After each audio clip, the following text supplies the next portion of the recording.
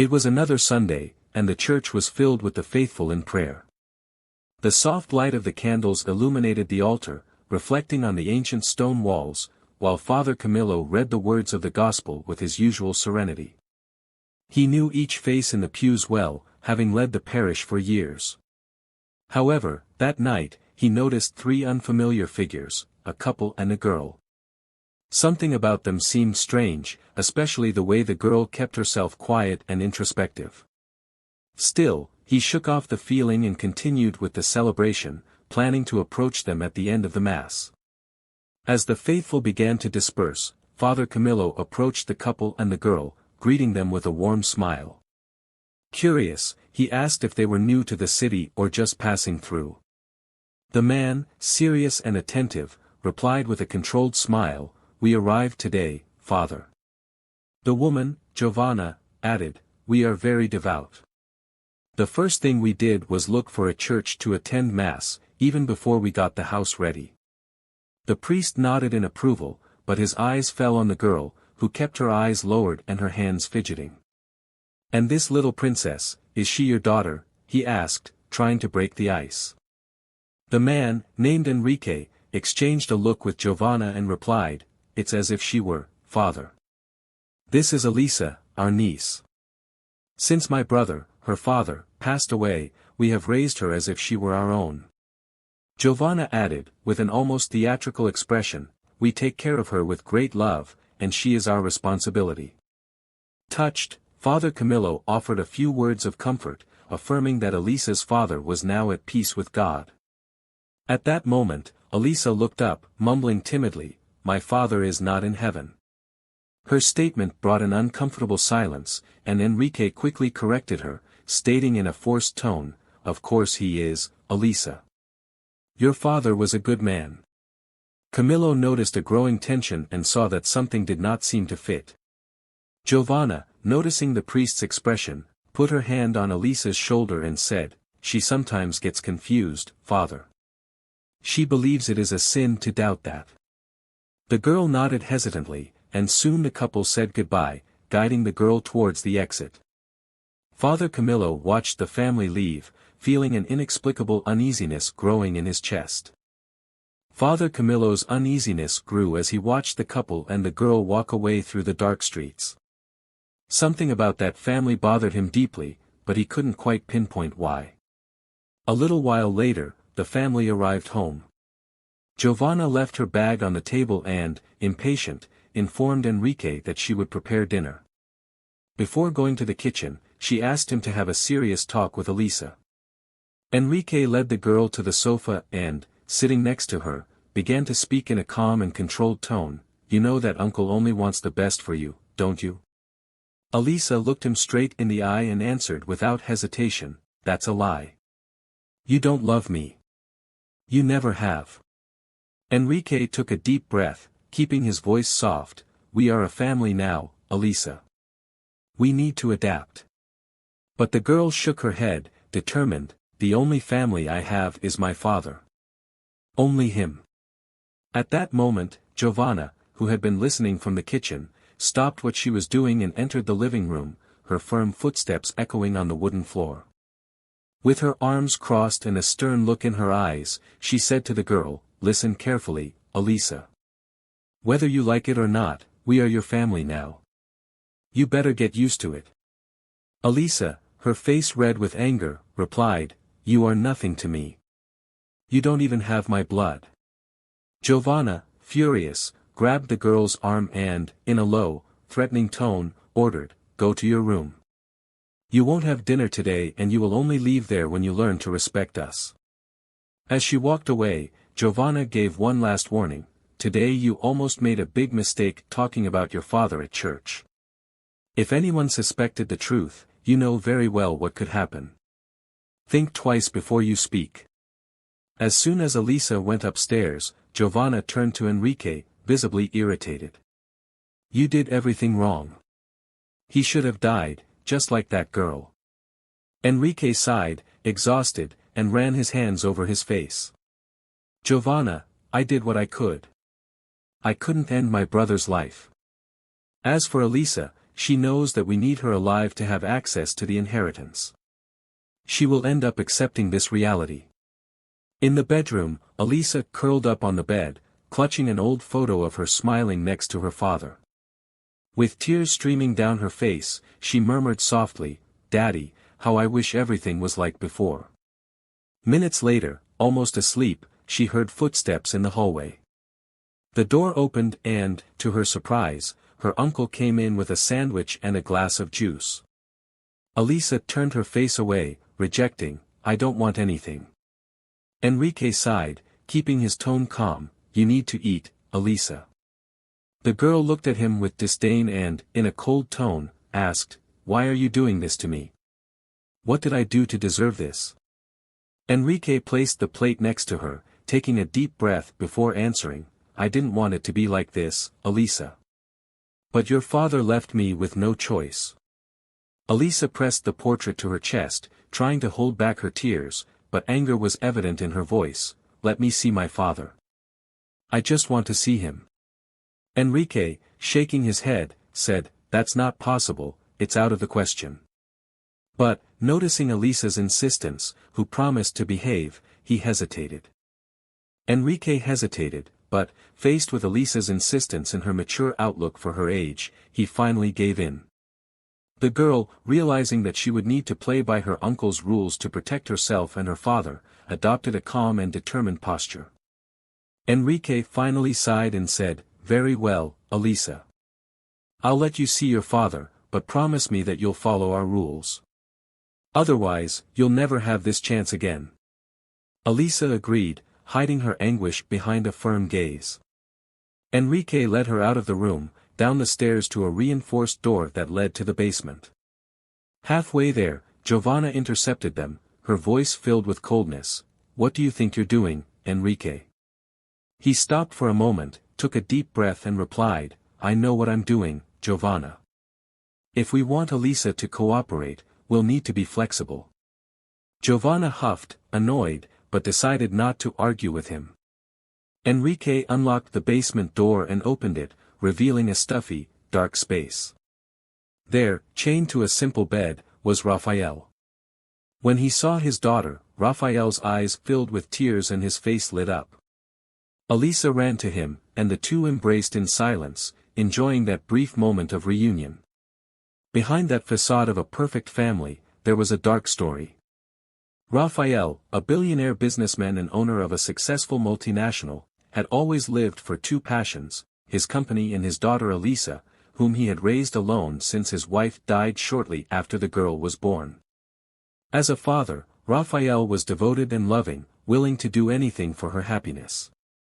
Enrique, his younger brother, also worked at the company, but envy grew with each passing day, eating away at him from within. Despite having a comfortable life, he could not accept Raphael's success. When he met Giovanna, an equally ambitious woman, Enrique found an incentive to betray his brother.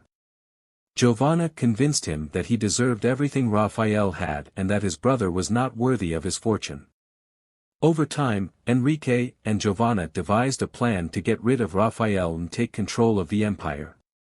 During a rafting trip, one of Raphael's favorite activities, they faked an accident, making everyone believe that he had drowned. But at the last moment, Enrique hesitated. Unable to kill his own brother, he chose to keep him imprisoned, letting the world believe that he was dead. The press soon reported Raphael's disappearance as a tragedy. However, when they discovered the will, Enrique and Giovanna were surprised. Raphael had left his entire inheritance to Elisa, with nothing intended for Enrique. This only increased their fury. Although they obtained custody of Elisa through the courts, they were unable to fool the girl, who soon began to suspect that her father was alive. Under threat, they kept her silent, and now, in a new city, they tried to maintain the appearance of an ideal family while hiding the dark secret they shared. In the basement, hugging his daughter, Raphael felt a pang in his heart. Looking at her with concern, he asked in a low voice, "Are they taking good care of you, my daughter? Are they giving you everything you need?" Elisa nodded, but her eyes revealed the suffering of living in that situation, far from her father and forced to pretend to live a life she did not want. Elisa's gaze reflected a deep sadness. Despite having whatever she wanted in material terms, what really mattered was missing. She didn't have her father by her side. Raphael, standing firm, caressed her face and whispered, "I'll fix this, my love. But please promise me you'll behave and not anger your uncles. I don't want you to take any risks." Turning to Enrique, Raphael made one last desperate attempt. "Enrique, you don't have to do this. If it's money you want, I can give it to you. I just want the chance to be happy with my daughter, to live in peace." Enrique looked away, insensitive, and replied coldly, "There's no point anymore, Raphael. We've passed the point of no return." At that moment, Giovanna entered the basement with a sarcastic smile. She addressed Raphael with contempt, "Listen carefully, either you get used to this life here, or you're going straight to the grave. Let's not take any risks." Then he turned to Elisa, his eyes hard and threatening, "And you, my dear, keep your mouth shut, or you might be making a visit to heaven sooner than you think." Raphael looked at her with disgust, full of pain and revolt. "How could you, Enrique? How could you marry someone so cruel? What have you become?" Enrique, without the courage to face his brother, kept his gaze fixed on the floor. Ambition and love for Giovanna consumed him, leaving him blind to the consequences of his actions. Giovanna, out of patience, grabbed Elisa's arm, dragging her out of the basement. "Visiting hours are over," she decreed, as Enrique closed the door, locking Raphael once again in that dark space. The next day, Elisa's uncles called Elisa for another talk, trying to control her. Giovanna, with her sharp voice, said, "If you behave well, you will be able to see your father once a day. But remember, one mistake, and you will never see him again." In the days that followed, Elisa adapted to her new reality. At home, she avoided any contact with her aunt and uncle, trying to remain invisible, but when they went out in public, she forced a smile and pretended that they were a happy family, all to ensure that she could spend precious moments with her father. Alone with Raphael, Elisa would vent in a low, sad voice, "Will this nightmare ever end, Dad? I can't stand seeing you like this anymore. I wish I could tell someone everything." Raphael, worried, always asked her to remain silent. "Please, promise me you won't tell anything. We can't risk it. I'll find a way to get out of here, I swear." In addition to the fear that something bad would happen to Raphael, Elisa had another reason to remain silent. Giovanna had placed 2 men to constantly watch her, disguised as security guards, limiting any chance of asking for help.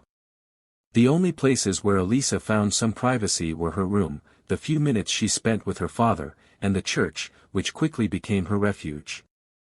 Enrique attended Mass, trying to alleviate his guilt, while Giovanna went just to keep up appearances. Elisa, on the other hand, went every day.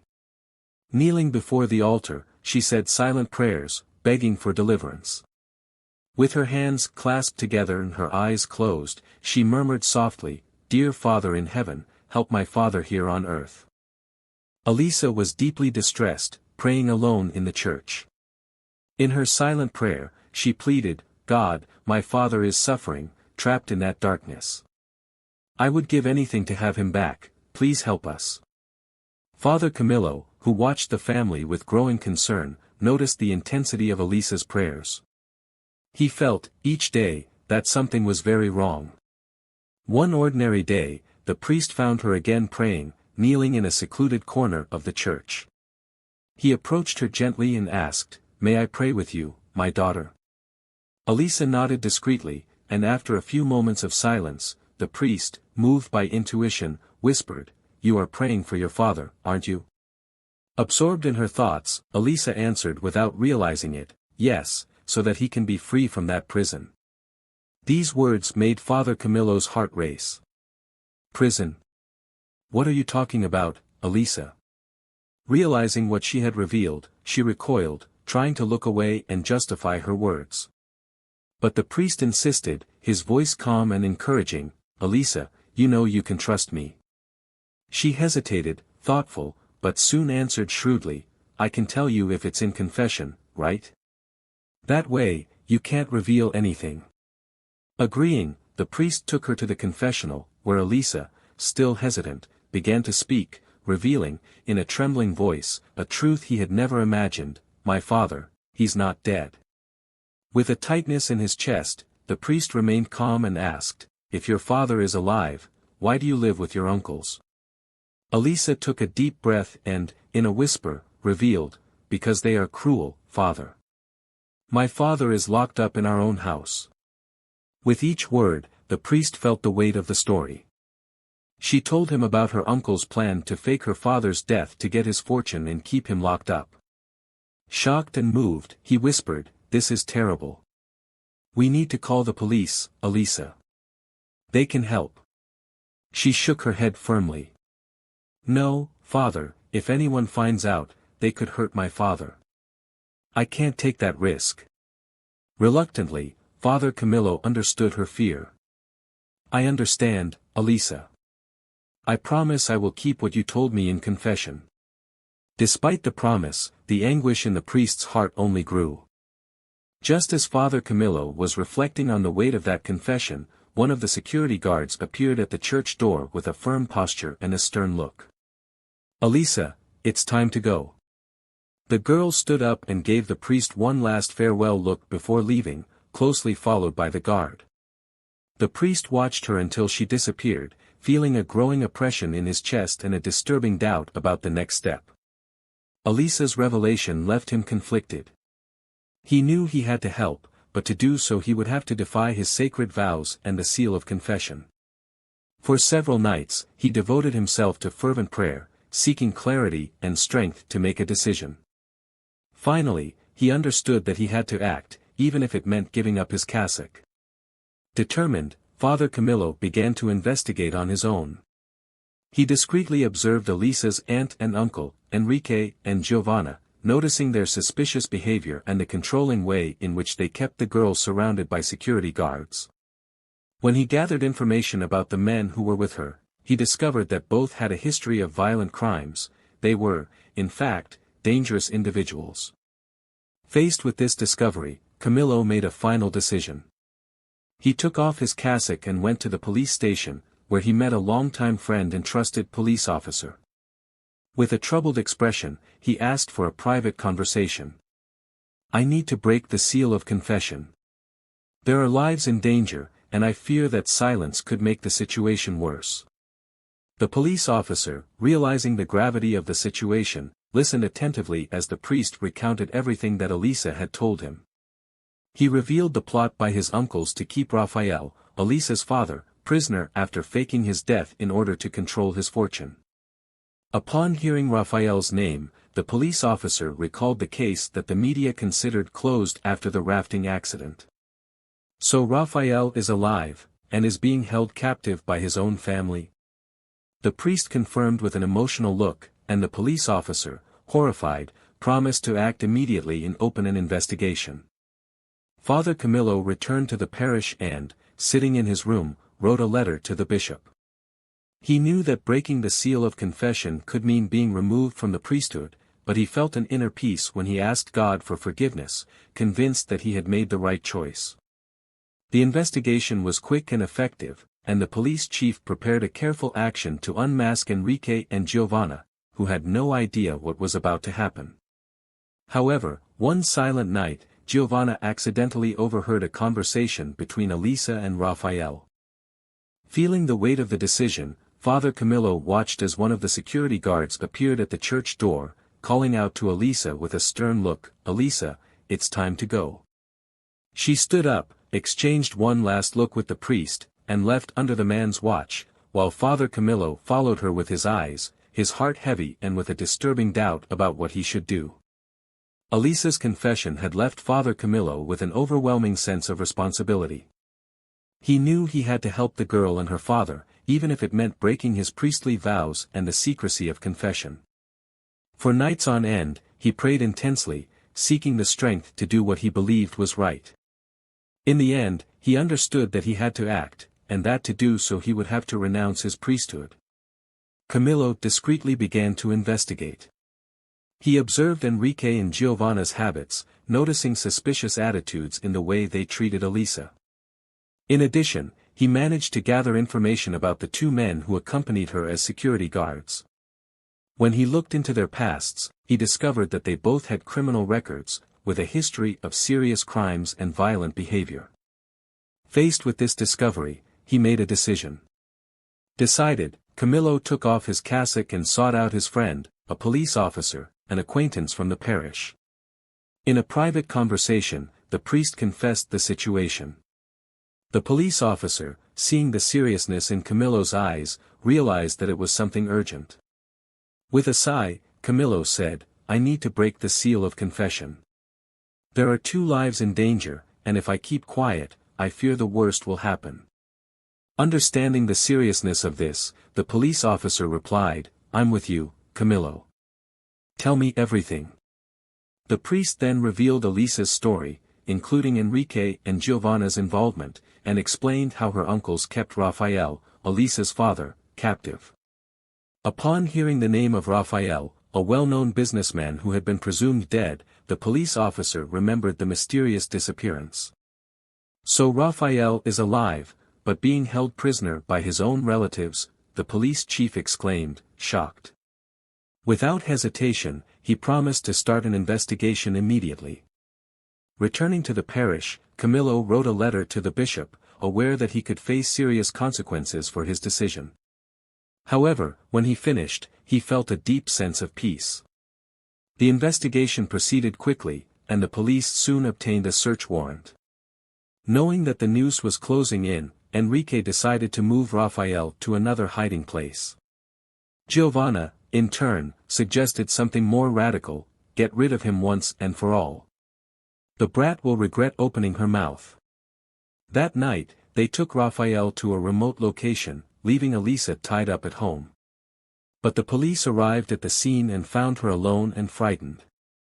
"They're going to hurt my father," she said, in tears.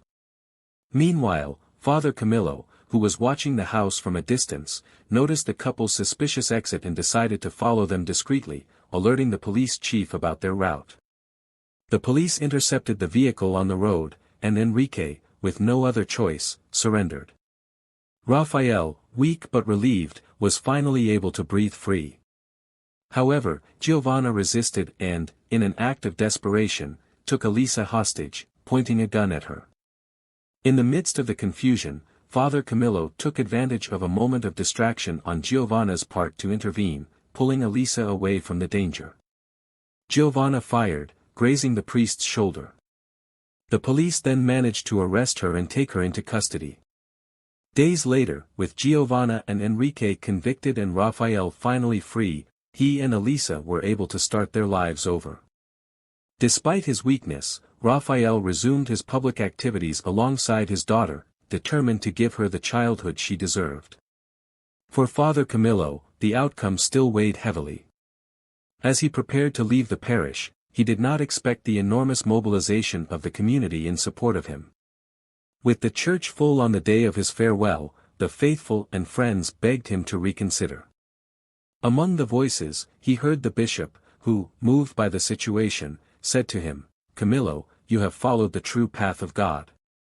With tears in his eyes and his heart warmed by the gratitude of the community, Father Camillo understood that his calling had not yet ended. He smiled, raised his hand in a gesture of peace and announced, "If this is God's will, then I will stay." The church erupted in applause, and he embraced Elisa, renewed in his mission. And if you are moved by this story, the next video that appears on the screen will also touch your heart.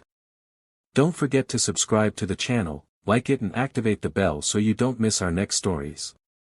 Until next time.